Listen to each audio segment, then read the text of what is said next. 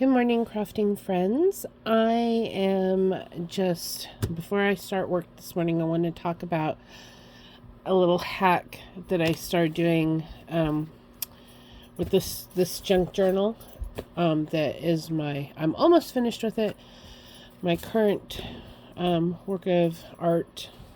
It's gorgeous. I'm so happy how it turned out. Anyways, I digress.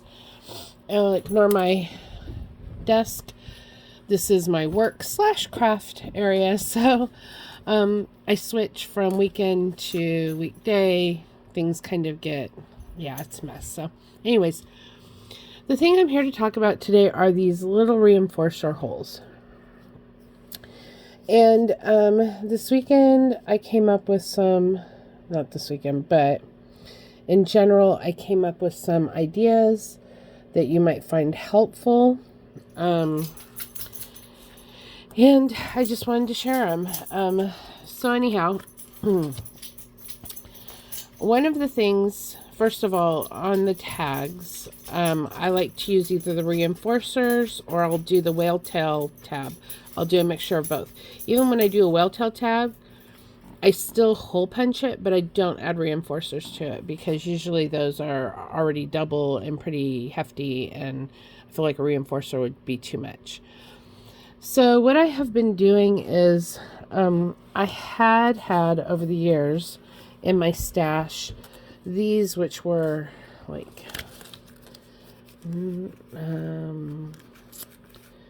Kate Spade? No. One of the designers had these in a packet, and I've been using them. They're nice. They're tiny. They're really fine, thin. And they already have adhesive, so that's handy. But of course, I don't have a lot of color here, and I did try to paint over like these matte blue ones, but they do have a waxy coating that you can't stain them. So you're stuck with these colors. And for this junk journal, they worked in some instance. But what I have found over the years that I like better is I buy these Avery hole reinforcers. They're a little wider, as you can see. I can compare the two. They're a little wider, but it works for me. And one of the things I do is I do put it on the front and the back. What I do is I punch the hole first, which I know a lot of people are like, because then you gotta line them up, whatever. But if you punch the hole first, then you can put the circle on the front and the back. And then I'll take I have a set of Stampin' Up! Ink markers that have the brush tip. I picked them up at a garage sale. My husband actually found them.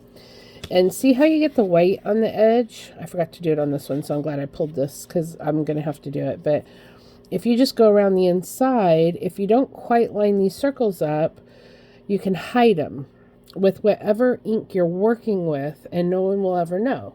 Like with this one, I do it with the hot pink or whatever, right? So if you don't quite line it up, the only one it really shows up badly with is the black. Is such a contrast because you're punching through the paper and it's white on the inside.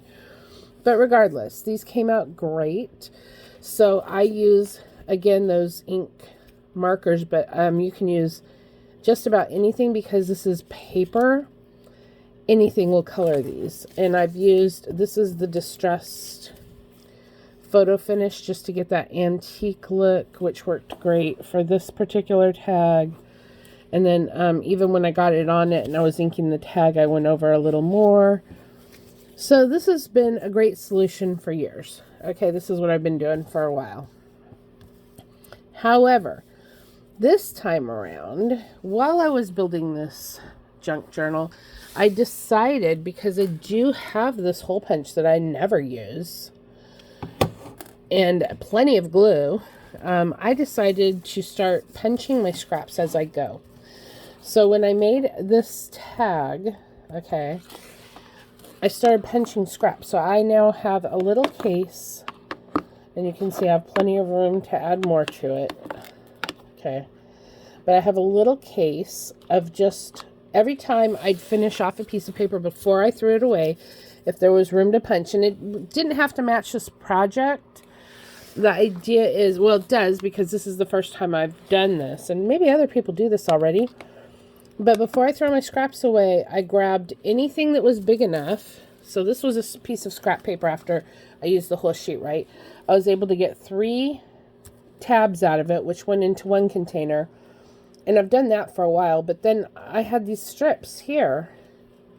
And I decided, well, why not do this? Why not just punch these? And these are all colored. None of them are white. But so next time when I go to do a project, even if it's not these colors, I'll have like some of these are black glitter. Like I could, which would be great in a Halloween project or whatever. So I can use this moving forward. So if I do this with every time I make a project, and I might need a bigger tin, because this one is, I don't know if you can see, but this tin is tiny. This isn't even an Altoid size tin. I might graduate up to an Altoid size tin. I just used what I had. But my point is so before I finished each of these scraps, I made sure that if there was room, and I missed on a couple, like this one, I got too close to the edge, so I threw it out. So, but it just was a good way to finish off the scraps before, and I could probably get another one like in here, but that's folded. So I wouldn't really want that. But like even this tiny little piece, I got 4 circles out of. So just something to think about as you're moving forward and trying to use up, like I'm trying to use up what I have.